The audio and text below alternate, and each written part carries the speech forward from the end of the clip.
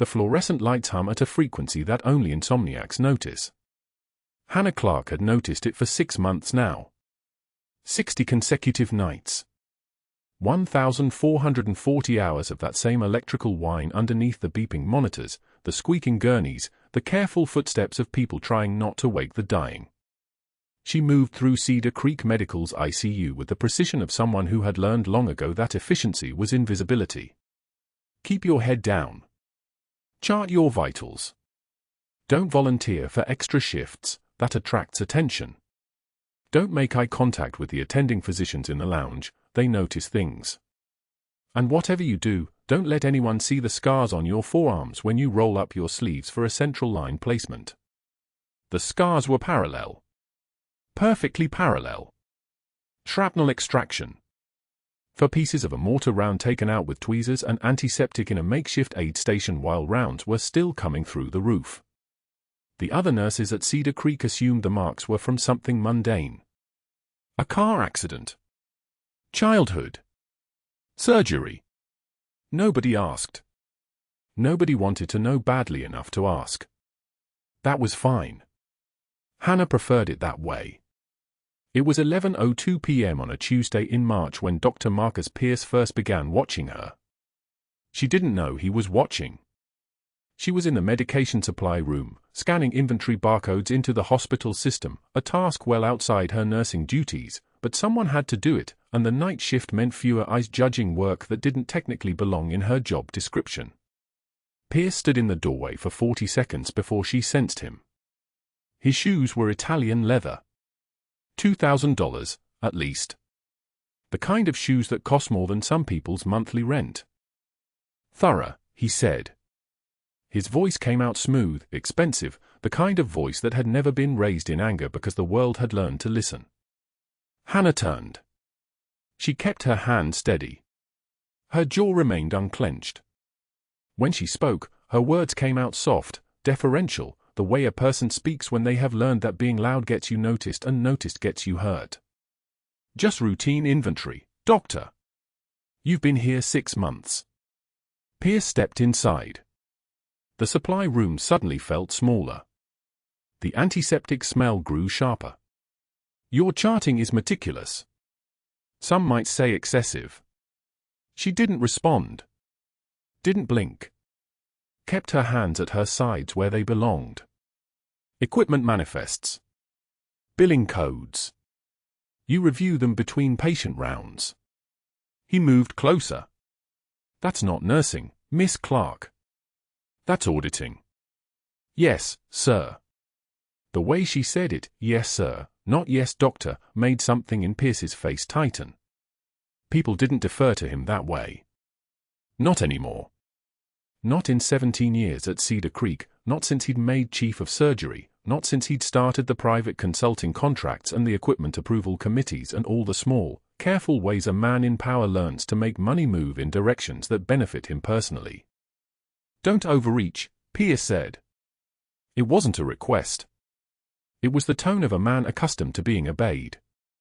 Nursing is about patient care. Not about asking questions about how the hospital operates. Understood, doctor. He left. His footsteps echoed down the corridor, then faded beneath the hum of the lights and the mechanical breathing of ventilators keeping the near-dead suspended in that grey space between living and not. Hannah waited until she was certain he was gone. Then she reached into her scrub pocket and felt for the small folded flag pin clipped to her collar, a memorial to someone the other nurses assumed was family. Someone she'd held while he died. Someone whose blood had soaked into her uniform in a place 7,000 miles away called Tikrit, during Operation Phantom Fury, in the summer of 2004. She released the pin and went back to her inventory.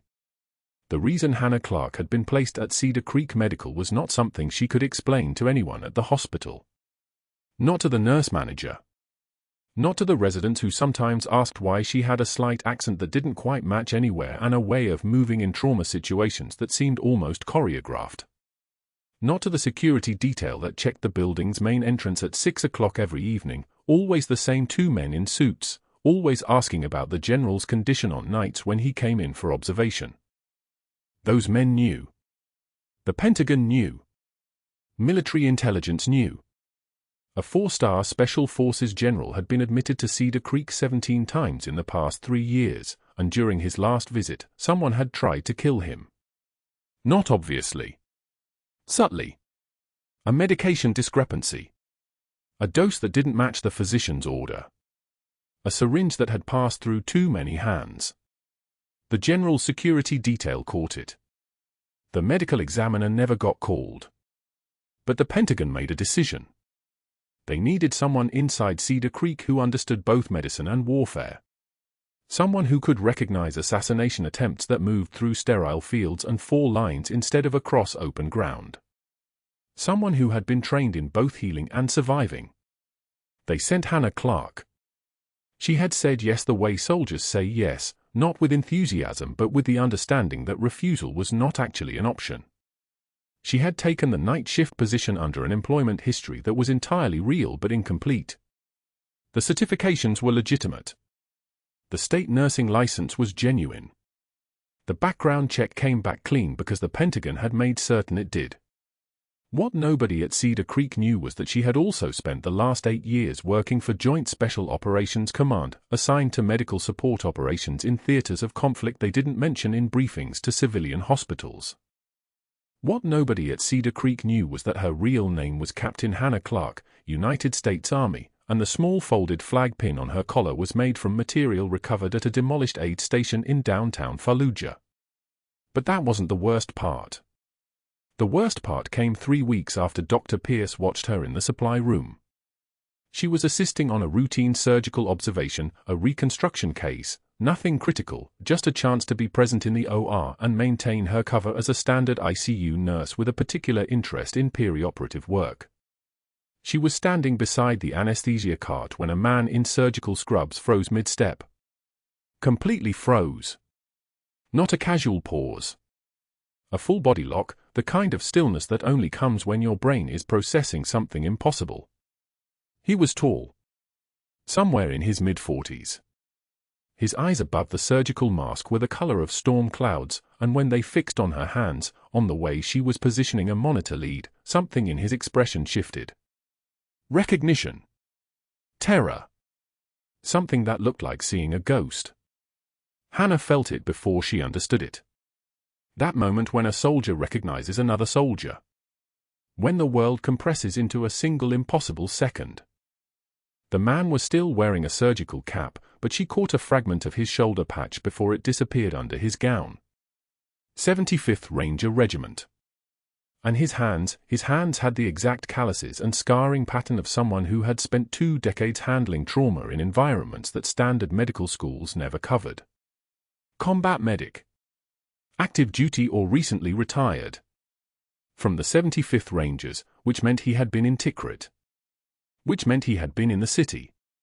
Which meant he might have been there on the day. His eyes moved from her hands to her face. Millisecond by millisecond, understanding was dawning. He was seeing something in her features, something about the precise economy of her movements, the way her fingers positioned medical equipment with the muscle memory of someone who had done this before under very different conditions. Under mortar fire. Under direct enemy fire. He was seeing Nightingale 6. The name was whispered in certain circles. Special Operations circles. The kind of circles where people talked about an army medic who had performed a field thoracotomy with a combat knife in a demolished building in Tikrit while rounds came through the walls. The medic who had saved 17 lives that day. The medic who had been decorated and then quietly disappeared into classified assignments. The man's mouth opened slightly.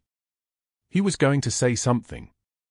Something that would echo through this operating room and down into the hospital's administrative offices and straight into Dr. Pierce's waiting ears. Hannah caught his eye. Just for an instant. And she gave him the slightest head shake. Not a threat. Just an understanding. Not now. Not here. Not ever. She watched the question die behind his eyes. She watched him accept her answer the way soldiers accept orders from people who outrank them, even when that ranking exists in spaces that no official paperwork would ever confirm. He looked away. He continued his work. The moment passed, and Hannah returned to her monitoring, her hand steady as surgical steel, the hum of the fluorescent lights filling the silence where a secret had just been kept. What she didn't know was that Dr. Pierce had ordered a routine background check the moment he saw her reviewing billing codes. What she didn't know was that in 3 days, that check would come back flagged. What she didn't know was that everything in her carefully constructed life was about to collapse under the weight of the thing she had been brought to Cedar Creek to prevent. The general was arriving tomorrow. And someone was definitely still trying to kill him. During morning grand rounds, 20 residents and nurses circled the ICU in a semicircle, their attention fixed on Dr. Pierce as he held up Hannah's chart documentation like evidence at trial. The fluorescent lights hummed overhead, casting everything in that particular hospital pallor that made even healthy people look slightly deceased. Pierce's voice carried the practiced condescension of a man accustomed to rooms that listened. "This is what I call chart bloat," he announced, his thumb flicking through pages with deliberate slowness. "Notice the documentation density. Every vital sign variation. Every patient positioning change. Every bathroom visit. This isn't nursing, this is paranoia disguised as diligence." He looked up, scanning the residents' faces for validation. "Found it. Excessive documentation wastes hospital resources. It wastes your time. It wastes mine." Laughter rippled through the group like a contagion. Someone whispered something to the resident next to him. Hannah stood against the far wall, the metal for pole cool against her back. She took one measured breath. Her composure settled over her the way a combat veteran settles into a foxhole, not from fear, but from having already survived worse. She watched Pierce's face as he continued, watched the pleasure flickering behind his eyes like a predator recognizing weakness. One tear traced her left cheek. Just one. She didn't wipe it immediately. Let it track down, cold and deliberate, while her eyes remained locked on his. When she finally reached up, her hand moved with the precision of someone who'd learned that every gesture mattered, that composure was a weapon, that silence could cut deeper than any word. She wiped the tear away without breaking eye contact with Pierce. The smile on his face faltered for just a moment, that instant when a bully realizes his victim isn't performing the expected script of shame and retreat. The moment passed. Pierce turned back to the residents and continued his presentation.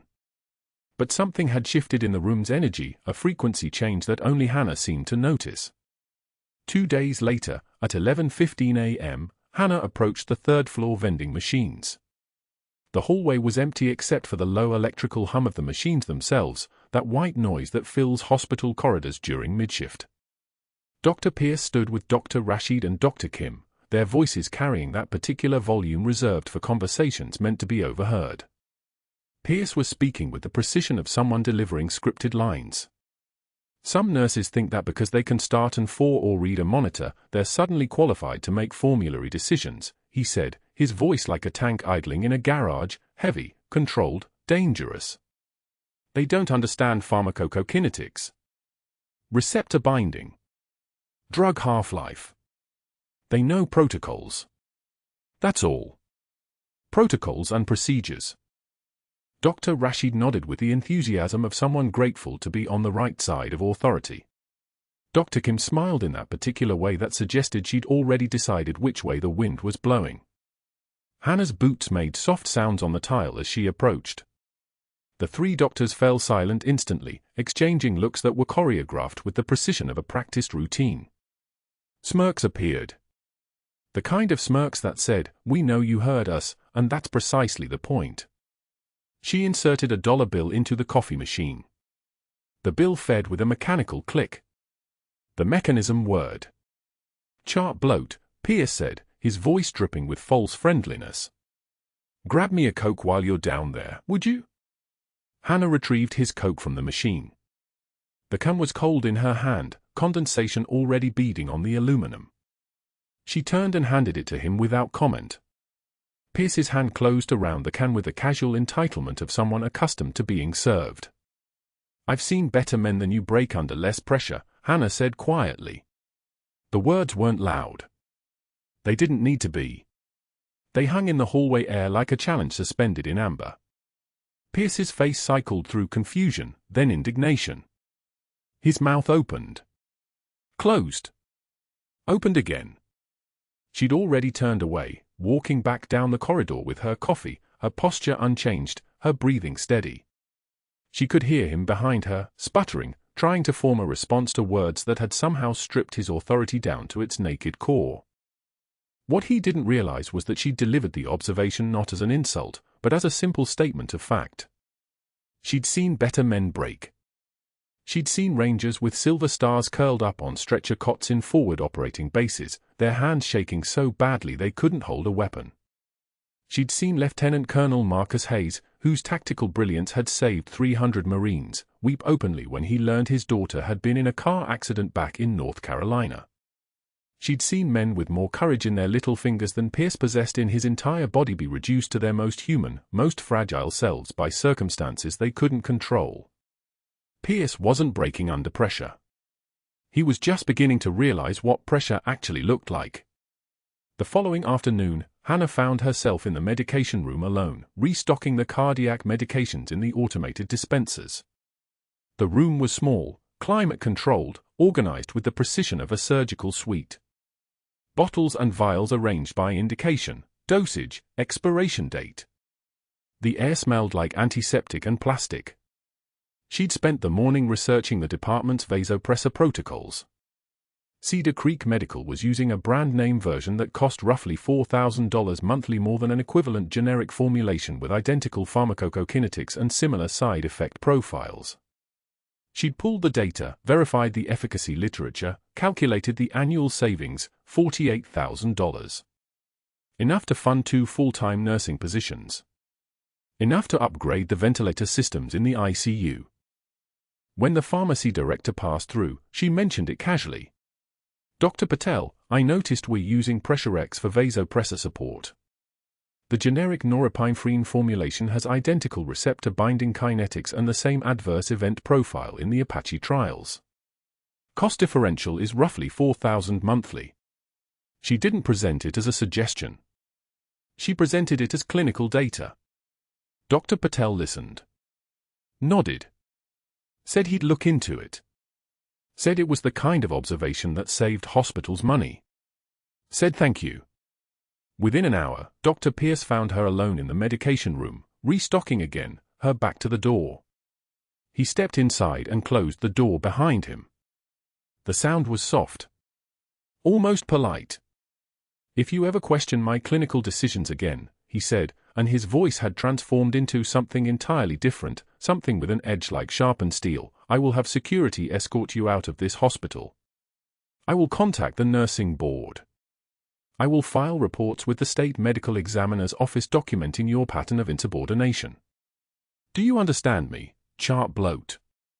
He stepped close enough that she could smell his cologne. Something expensive. Something meant to announce his status to everyone in a 5-foot radius.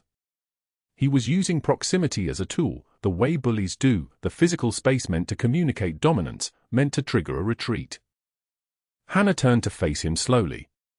Her composure had the particular quality of someone who'd learned long ago that showing fear was a luxury she couldn't afford. She nodded once, a single deliberate motion of her head. "I understand," she said. The flatness in her voice seemed to confuse him. He'd expected something else. Tears perhaps. An apology. Some acknowledgement of his authority. Instead, he received silence and a gaze that suggested she'd already assessed every possible outcome of this conversation and found him wanting in all of them. He turned and left the medication room. The door closed quietly behind him. Hannah resumed restocking the medications. Pressure X in the first slot. Saline in the second. Epinephrine in the third. Everything in its place. Everything exactly where it belonged. Outside, somewhere in the hospital, a code blue alarm sounded. Someone's heart had stopped. Someone's breathing had failed. The machines began their mechanical work, calling out for help across the network of corridors and rooms. By 2:08 a.m. that same night, Hannah was stationed at the ICU bay assigned to the new patient, the 4-star Special Forces general whose security detail had quietly informed Cedar Creek Medical's administration that his previous hospitalization had been compromised by someone attempting to alter his medication protocols. The general lay in the bed, intubated for observation following a cardiac event during classified briefing. His monitors showed a rhythm that was stable but fragile. The kind of rhythm that could flip into something catastrophic with minimal provocation. She'd been assigned night shift deliberately. By whom, she wasn't entirely certain. But she knew. At 2:02 a.m., his monitor began its escalation. The rhythm degraded. VTAC. The general's heart was moving in the wrong pattern now, a rhythm that generated no perfusion, no oxygen delivery to his brain. She hit the code button without hesitation. The crash cart was beside his bed within seconds. She positioned it there 4 hours earlier, knowing the code team wouldn't arrive for another 4 minutes. She assessed his chest. Tension pneumothorax. The clinical signs were unmistakable: unequal breath sounds, subcutaneous emphysema building across his sternum, his chest wall moving asymmetrically. His lungs were collapsing from pressure inside the pleural space. Without intervention, he'd be dead before the surgical team even scrubbed. Her hands moved on their own. 14-gauge angiocath. Second intercostal space, mid-clavicular line. She'd performed this procedure in the dust outside Tikrit while mortars were still falling, while her teammate was bleeding out 2 meters away, while everything was chaos and blood and the taste of copper in her mouth. This was different. This was clean. This was silent. The needle went in. The hiss of air escaping. Just that sound, the pneumothorax decompressing, the pressure releasing, the general's oxygen saturation climbing.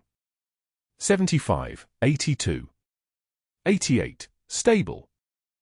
The code team arrived exactly 4 minutes later to find him breathing, his rhythm converting back to normal sinus on its own, Hannah standing beside the bed with her hand steady on the monitoring equipment. The rest proceeded clinically. The general was stabilized. The general was intubated. The general would survive. But that wasn't the worst part.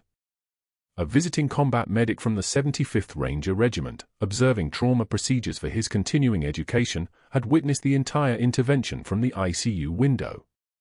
He'd watched Hannah's hands perform a 3-point insertion technique that wasn't taught in any civilian medical school. He'd recognized the muscle memory.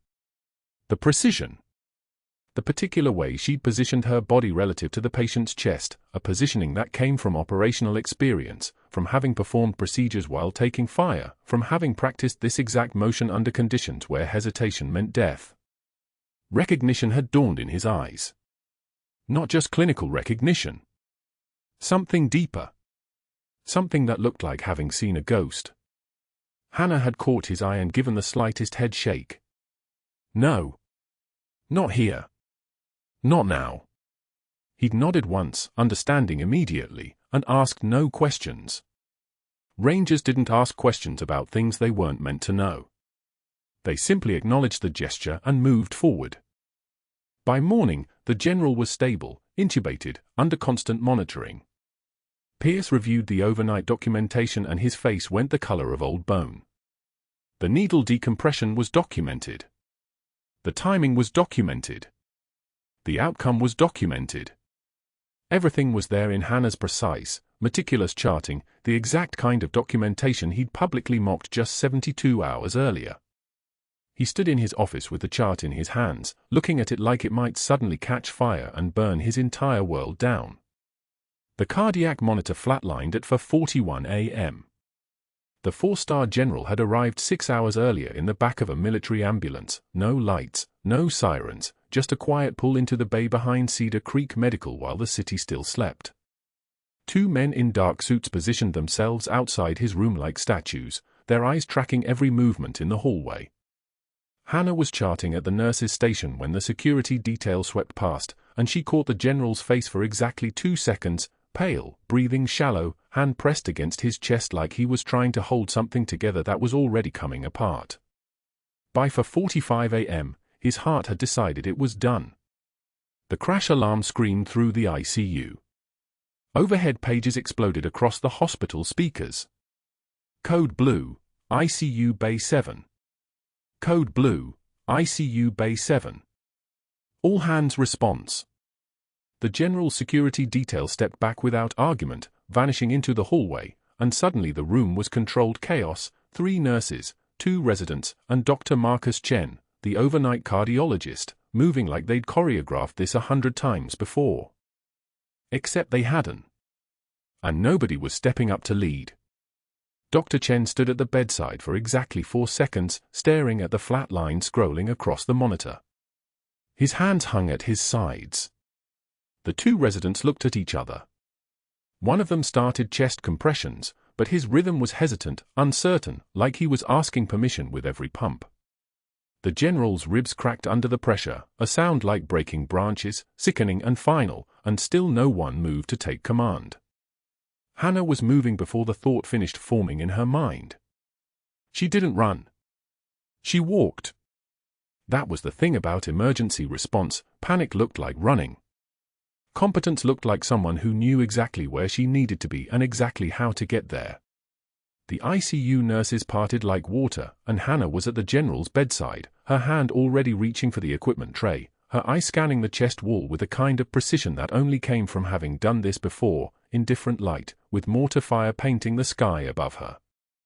"Get me a 14-gauge needle," she said, voice flat. Clinical. Not a question. Dr. Chen found his voice. "You're not authorized." She wasn't listening. She couldn't afford to listen. The general's oxygen saturation was dropping like a stone, 68, 64, 60, and his pupils were already starting to blow. Pneumothorax. A collapsed lung pressing against his heart, suffocating him from the inside. The kind of injury that killed men in field hospitals because they couldn't get to a surgeon fast enough. The kind of injury that was treatable in 4 minutes, lethal in 8. One of the nurses, Jennifer, quick and sharp-eyed, slapped the needle into her palm. Hannah's hands moved on their own, locating the second intercostal space at the midclavicular line with her fingertips, finding the exact spot where the needle needed to go. She'd done this in a rubble-filled house in Tikrit while her team held a perimeter and a child with a shrapnel wound was drowning in his own blood. She'd done this in the back of a Humvee with a 75th Ranger medic screaming coordinates into a radio. She'd done this so many times that her body knew the distance from skin to lung membrane the way other people knew how to breathe. The needle went in. The hiss of air escaping. That precise, unmistakable sound of compressed lung collapsing from tension to normal. O2 climbing. 60, 65. 72, 80. The general's chest rose. His pupils constricted. The flatline gave way to something that looked almost like rhythm. "Resume compressions," Hannah said quietly. 2-minute cycles. Push epinephrine at 3 minutes. Nobody questioned her. That was the thing about authority, it wasn't something you could grant yourself. It was something you earned with your hands and your voice and the certainty that you'd seen this before and survived it. The residents moved without argument. The nurses cycled compressions like they'd been waiting for someone to tell them what to do all along. Jennifer kept one eye on Hannah while maintaining the 4-line, reading the monitors, anticipating the next move. For minutes. That's what Hannah had bought him. For minutes until the code team arrived with their equipment and their protocols and their liability concerns. For minutes until he stopped being hers and became a medical case with attached paperwork and insurance implications. The attending code team arrived at 4:51 a.m. They took over seamlessly, running through the advanced cardiac life support algorithm like it was written in their DNA. Defibrillation. Medications. One of them finally got an airway, shoving an endotracheal tube past the general's vocal cords with the kind of aggression that said he'd made peace with breaking things in order to save them. By 4:58 a.m., the general's heart was beating on its own. Not strong. Not stable. But beating. And Hannah was stepping back. She removed her gloves. Dropped them in the biohazard bin with the same precision she'd used to place the needle. Her heart rate was normal. Her hands weren't shaking. If someone had looked at her in that moment, they would have seen a nurse who'd just assisted with a code, nothing more. They would never have known she'd just saved a 4-star general's life with equipment you could carry in a single hand and knowledge that most people in Denver would never possess. She should have left the ICU. Should have clocked out, driven home, sat on her porch, and let her nervous system catch up to what had just happened. Instead, she charted every intervention, every vital sign, every medication push and time stamp. The kind of documentation that left zero room for interpretation. The kind of charting that made it impossible to claim the procedure hadn't happened or that it had been someone else's call. She was still charting when Dr. Pierce arrived at 6:55 a.m., his white coat crisp and wrinkle-free, his face the color of old concrete. He didn't say good morning. He walked directly to the nurse's station, looked at Hannah without blinking, and said, "Conference room. Now." The walk to the conference room took exactly 47 seconds. Hannah counted them. The hallway was already filling with day shift staff, machines beeping their morning wake-up calls, the hospital shifting into its diurnal rhythm. Pierce didn't wait for the door to close behind them before he started talking. "You performed an invasive procedure on a 4-star general without physician authorization. Without any physician present. You performed emergency needle decompression on one of the most high-profile patients in the state." His voice wasn't raised. That was what made it dangerous. "Do you understand what you've done?" Hannah met his eyes. "I prevented him from dying. That's not your decision to make." Pierce's hands were shaking. Not from fear. From rage barely held behind a mask of administrative precision. You overstepped your scope of practice. You contradicted a direct order from Dr. Chen. You performed a procedure that's outside nursing protocols and you did it without authorization from anyone with the legal standing to authorize it. The general was in cardiac arrest. The rhythm was flat.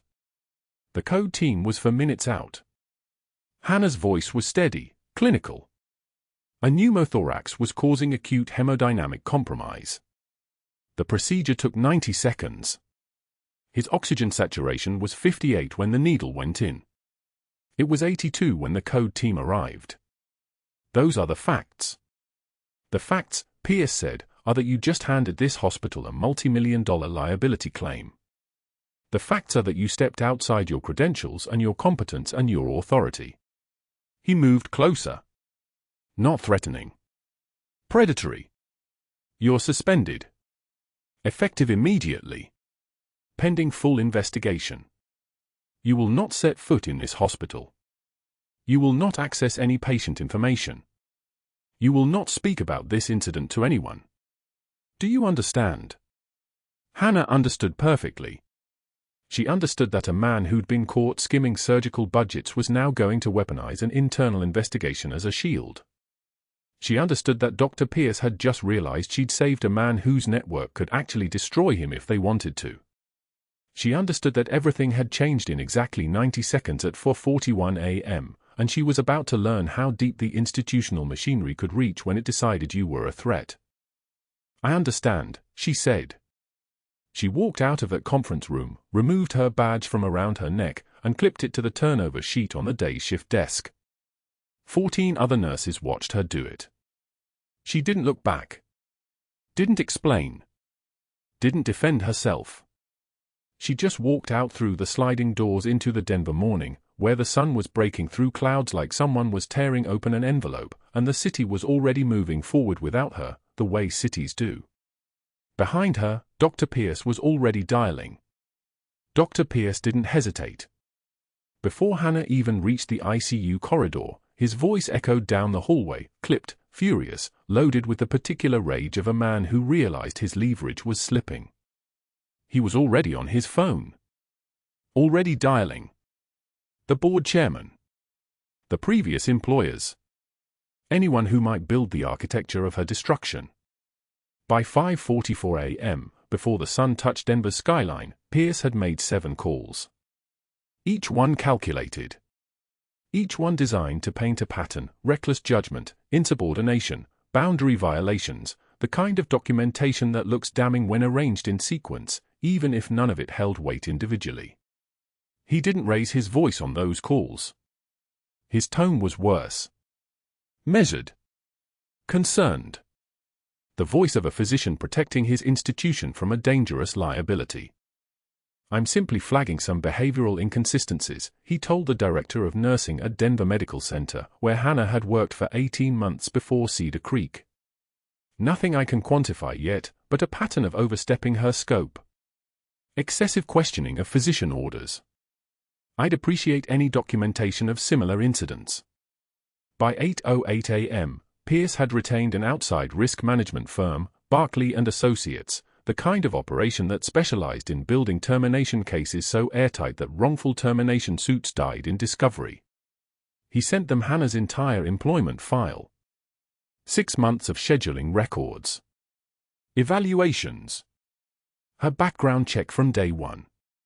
Her DMV records. Her previous addresses. Everything. "Build me a termination narrative," he told the firm's director over the phone. "Grounds for immediate dismissal with cause. I don't care if it's insubordination, competency questions, or a HIPAA violation, find something. She performed a procedure without authorization. That's your lever. Use it." Hannah didn't know any of this was happening.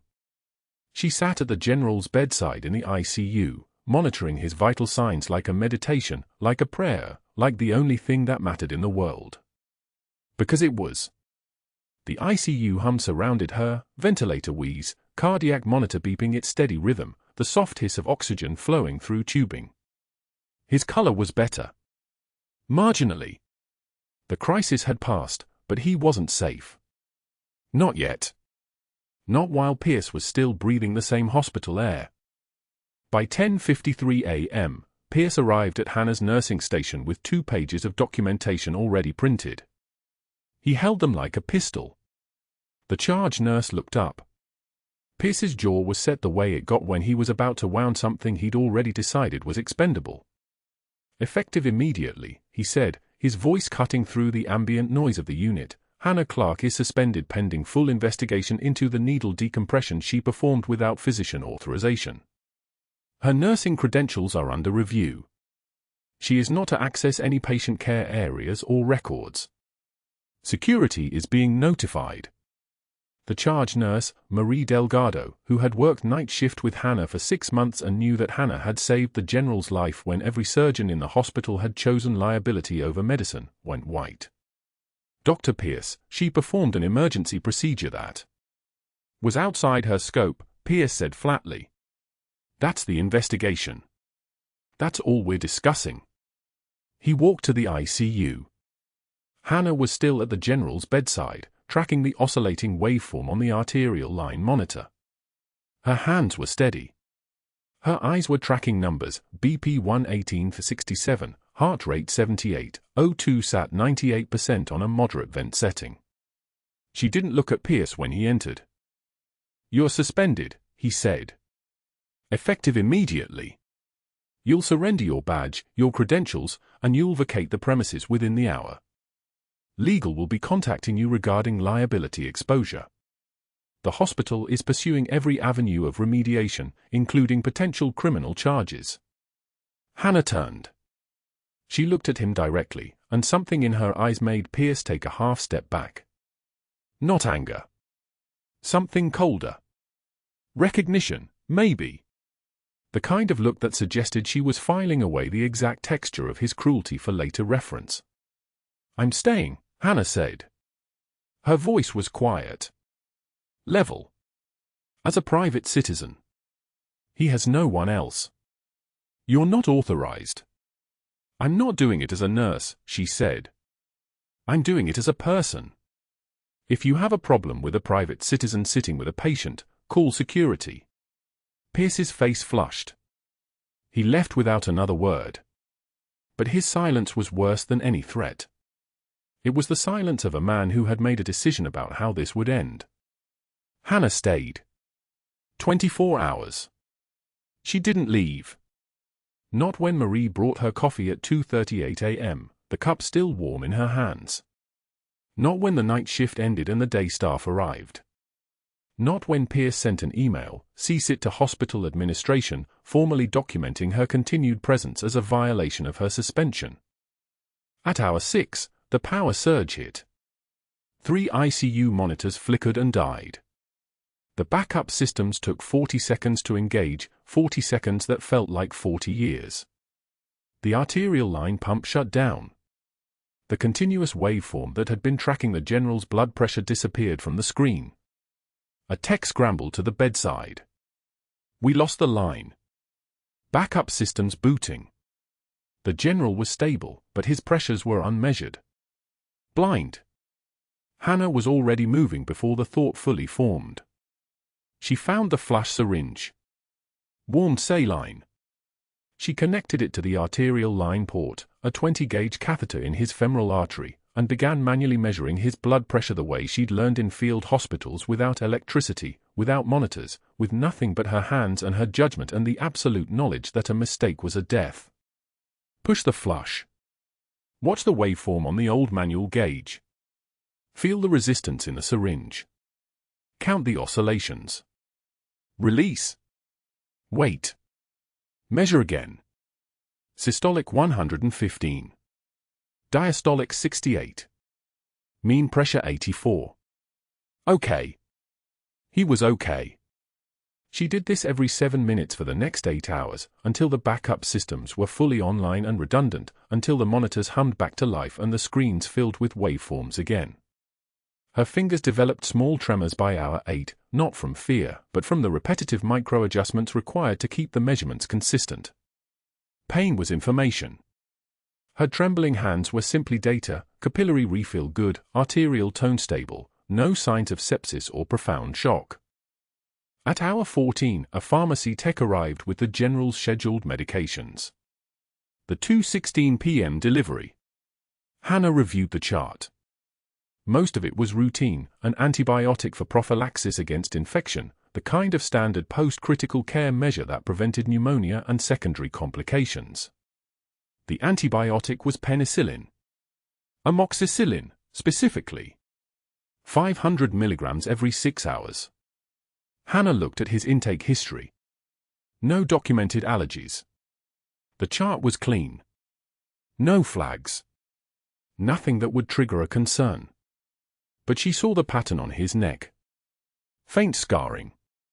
The particular configuration of old hives, barely visible under his jaw where the skin was thin and the vascular response to the allergen had been fierce enough to leave marks that lasted 23 years. She'd seen that pattern before. In Tikrit. When a junior sergeant had developed delayed anaphylaxis to penicillin after 3 days of prophylactic dosing. The initial exposure didn't show up on standard screening. It was the 4th dose that sent him into shock. Hannah picked up the phone. Called the attending physician. I need allergy confirmation before we give the penicillin. It's ordered, the attending said. Tired. Overwhelmed. Prophylaxis is standard post-critical care. Not without confirmation. Confirmed. Give it. I need to verify with the patient. Or his family. The attending hung up. Hannah didn't give the medication. She sat with it in her hand, the small paper cup containing 4 tablets that could save a life or take one, and she didn't move. 1 minute. 2. The attending didn't return. The medication tech didn't follow up. So Hannah left it on the table, adjacent to the bedside but not administered. At hour 16, Pierce arrived at the ICU looking like something that had been painted in shades of rage. He went straight to Hannah. You're refusing orders. I'm preventing a fatal allergic reaction. You're a suspended nurse with no authority and no judgment. You'll give that medication or you'll be escorted out by security. Hannah stood. She was still in her civilian clothes, dark jeans, a Cedar Creek Medical hoodie pulled over her scrubs because she'd never actually left. She looked at Pierce directly, and when she spoke, her voice was the kind of calm that comes from having already survived worse than this man could imagine. Then I'm leaving permanently. Because that medication will kill him. She walked past him without waiting for his response. But she was wrong about one thing: she didn't leave. She went to the break room, got a cup of water, sat in a chair, waited. At hour 20, the general's daughter arrived from Germany. Military family. His daughter was a Luftwaffe captain. She took one look at her father's medication chart and her eyes went wide. Penicillin? She looked at Hannah. Who authorized this? He has severe anaphylaxis. Nearly died when he was 12. It's documented in his personnel file but not in civilian medical records because it happened during a classified operation. Hannah felt something unknot in her chest. She looked at the medication cup. Still sitting, untaken, on the bedside table. I wouldn't let them give it, Hannah said quietly. The daughter looked at the suspended nurse in the Cedar Creek hoodie, this woman she'd never met, who had no authority to do anything, who had apparently justified her father's physicians to prevent his death, and something shifted in her expression. Recognition. Understanding. The particular gratitude of someone whose parent almost died because systems failed. By hour 18, Pierce had filed the termination papers. Grounds: insubordination, reckless endangerment, practicing medicine without a license. He'd built a narrative that would make her firing look not just justified but necessary. By hour 22, he'd presented it to hospital administration. They didn't have a choice anymore. The liability was too significant. Pierce had made certain of that. At hour 24, Hannah went home. Her daughter Emma sat at the kitchen table working on math homework. Simple addition.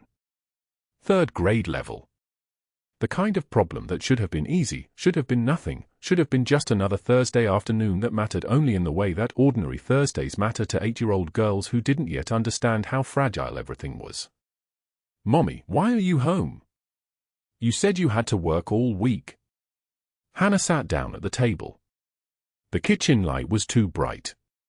The room smelled like Emma's crayons and the peanut butter sandwich Emma had made herself. Normal sounds. Normal smells. Normal life. And something in Hannah broke. Not the composure. Not the training. Not the military bearing that had held for 6 months while she watched a man's for bags and counted his heartbeats and maintained an identity so carefully constructed that even her reflection in the mirror didn't know who was looking back. Her shoulders shook. Her hands covered her face. The sound that came out of her was something like a sob and something like a gasp and something like the exhale of someone who had been holding their breath so long that breathing felt like an act of rebellion. Emma, confused and frightened, reached across the table and patted her mother's shoulder the way she'd seen adults comfort crying children in movies.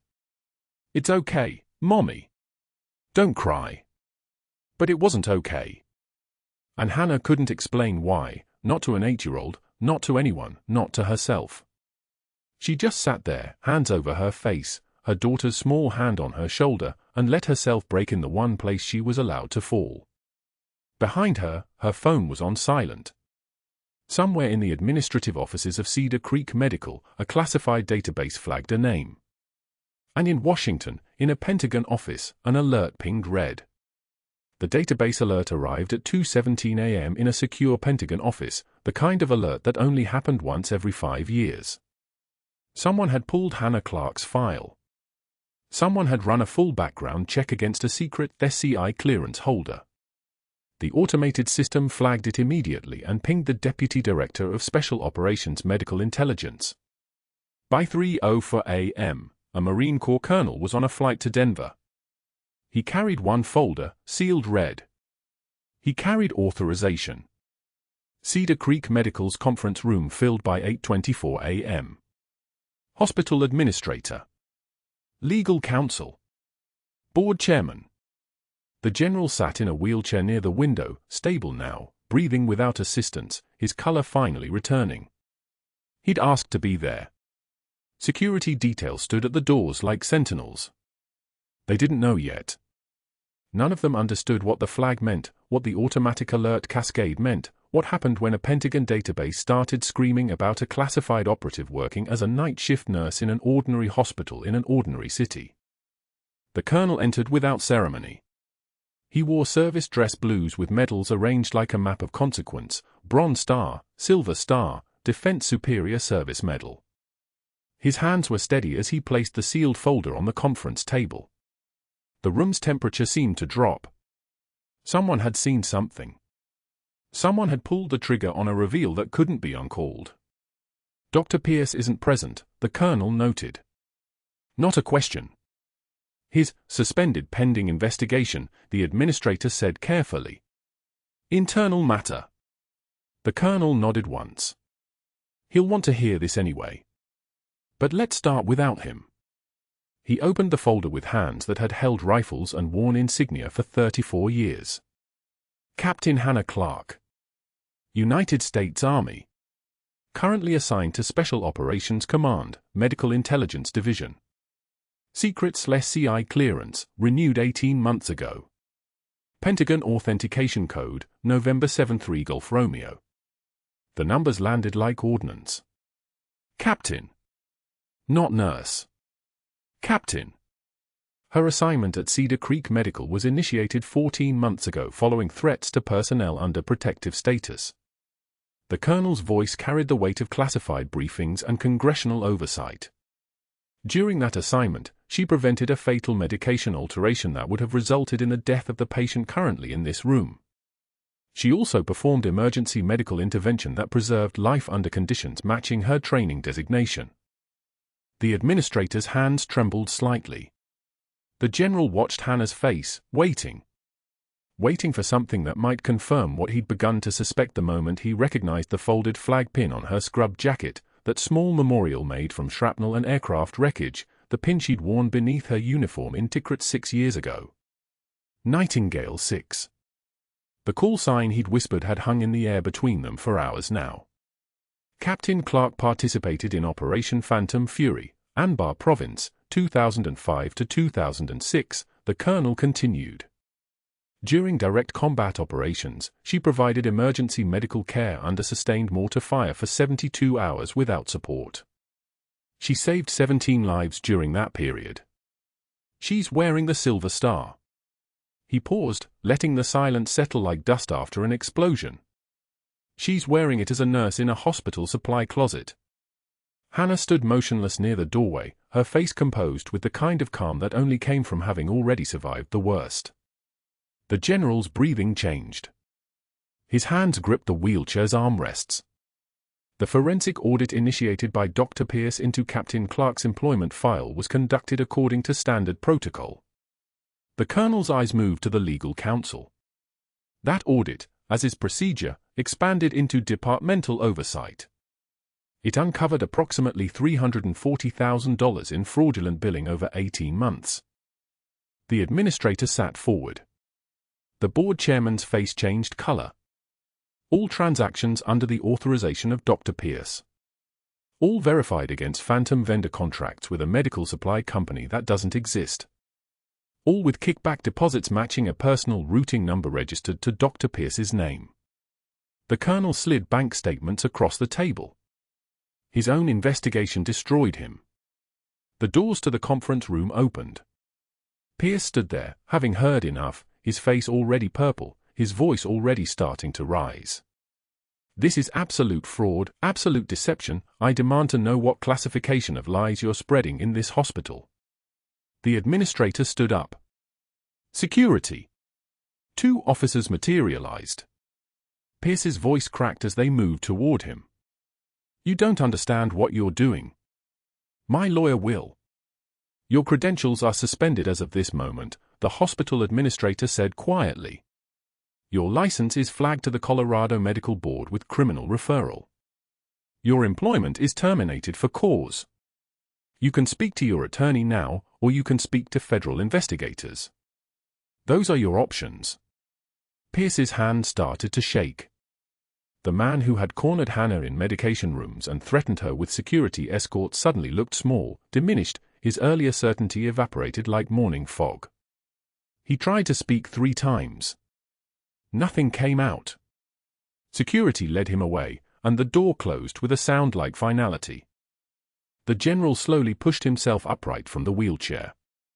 The effort was visible, He was still healing, still weak from the arrest that could have killed him, but his spine straightened, his shoulders set, and he rose with the bearing of someone who had commanded thousands. He turned to face Hannah, and for a moment, the hospital conference room ceased to exist. "Captain Clarke," he said, and his voice carried every rank, every ceremony, every respect that official channels required. "I owe you my life twice. Once in Tikrit when your unit covered our extraction under fire. Once here, when you refused to walk away." His hand came up, and he saluted her with the precision of a man for whom saluting meant something sacred. "Thank you." Hannah's eyes finally broke. Tears traced her cheeks, but her posture remained unwavering, her hand coming up to return the salute with the same perfect form. Neither of them moved for 3 seconds. The room watched two soldiers acknowledge each other across the divide between what the world knew and what the world would never know. The colonel nodded once, respectfully, and closed his folder. By 8:53 p.m. that same evening, Dr. Pierce's medical license was officially suspended pending criminal investigation. The FBI had opened a file. The U.S. Attorney's Office was reading case summaries. By the following Monday, Pierce had retained a criminal defense attorney and was instructed not to contact the hospital or its staff. 2 weeks later, Hannah heard through the nursing grapevine that he'd found work teaching CPR basics at a community college, minimum wage, basement classroom, no benefits. A nurse who'd taken his class reported that his hand shook every time he demonstrated chest compressions on the training dummy. She said he wouldn't meet students' eyes when they asked about his background or why he wasn't practicing medicine anymore. The man who had owned operating rooms now fumbled with plastic mannequins in fluorescent-lit basements.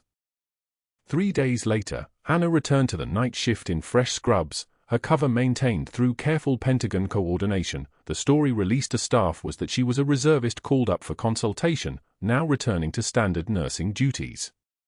The general's handwritten note arrived on her locker Tuesday morning, delivered by his aide in a sealed hospital envelope. "Captain, your dedication under fire, whether in Tikrit or Cedar Creek, represents the finest of our service. The world will never know most of what you've done. That's why it matters most." She pinned it next to Emma's crayon drawing of a nurse with a cape and a smile that filled half the page. Through the ICU window, Denver's lights spread below like stars she once navigated by in a very different kind of darkness, military stars, combat stars, the constellations of territories held and lives extracted under mortar fire. But this was different. This was home. This was the quiet kind of heroism that happened without headlines, without parades, without anyone knowing that the woman adjusting for flows and monitoring vital signs at 3:33 a.m. had once saved 17 lives in a single 72-hour span.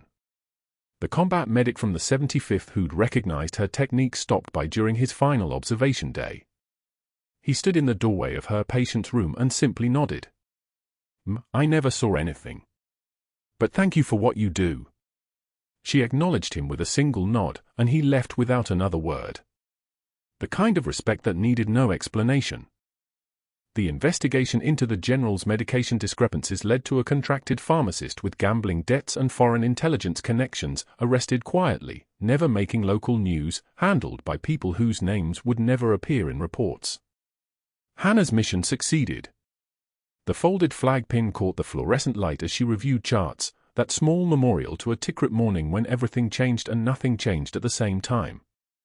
A new surgical chief started Monday, younger, earnest, without Pierce's ego or Pierce's need to dominate every room. The hospital implemented new supply chain oversight. The general sent a follow-up message through official channels recommending that Cedar Creek Medical establish a permanent relationship with a classified medical consulting firm. Hannah's name wasn't mentioned. It didn't need to be. Emma asked at dinner if Mommy was a hero. Hannah tucked her in and said, "Heroes are just people who show up when it's hard." But she thought of the general's salute, of 17 lives in Tikrit, of 24 hours at a bedside when everyone else walked away. She thought of folded flags and saved soldiers and a 4-star general who'd been brave enough to acknowledge what he owed. The closing shift found her at the nurse's station at 3:04 a.m., exactly where she was when the database alert first pinged in Washington, reviewing charts with the same quiet competence she'd always possessed, the same invisible excellence. The legend wasn't in the revelation. It was in the work itself, in the decisions made when no one was watching, in the woman who chose to stay when every protocol suggested she should run. True heroism is what you do when the world stops watching. If this story resonated with you, subscribe to our channel for more stories of unrecognized heroism, extraordinary courage, and people whose greatest achievements will never make headlines. Like this video, comment with your thoughts, and hit that notification bell so you never miss a story that matters.